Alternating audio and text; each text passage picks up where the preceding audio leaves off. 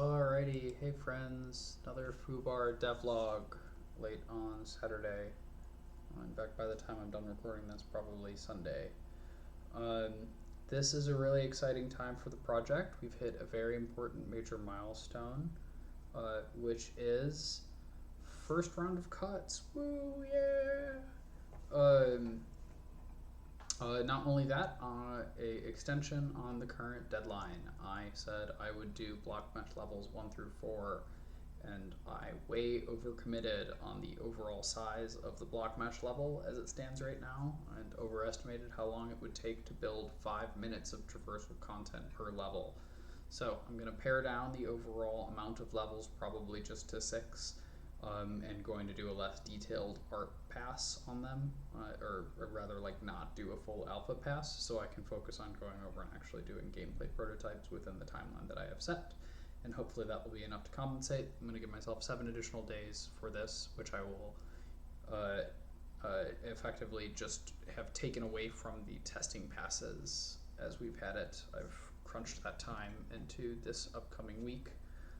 And instead we'll just make sure I get those done in a day and don't take a break in between those. So, nonetheless, have 1 level done, and then over the course of the next week, hoping to get the next level done. And then we'll push it out for a potential test. I'm going to make a companion video to this one where I sit down and play the first level. It will be my second time playing through all of it. I did play through all of it start to finish one time to make sure I could do it, so won't be entirely foreign to me from a gameplay perspective. Well, that and I made it. But yeah, so I have gotten all of the other things that I said I would get done. I'm going to be honest, I don't recall what I had actually completed last week. I could have still been just on block mesh levels. So the actual setup for this level is extremely, like I said, it's block mesh. It's very straightforward. Have a couple different cells that the player will start in and move between as they collect these coins and go over and try to escape this town. So they'll start in a small house section, move out through there. I've been doing my best to get line of sight pretty early on and make sure I'm doing good goal establishing, which is just a Naughty Dog thing. But as soon as you leave the house, the final version will give you a little like pause card that pops on screen that says, "Hey, you need to get out of the village alive," and so it'll give you a nice good shot of the gate that you can go to escape. And so then we'll come in through a burning house, traverse through some shit, through some traversal challenges, get to a house that is slowly collapsing on itself.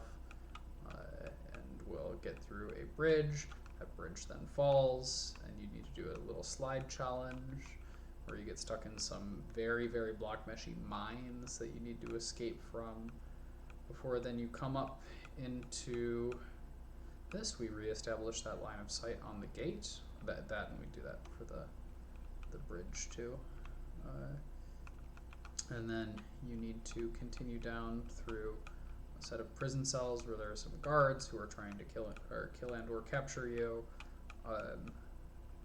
before once again reestablishing those gate sight lines. Before then we make our way out, hop on this wagon, and get driven to the finish.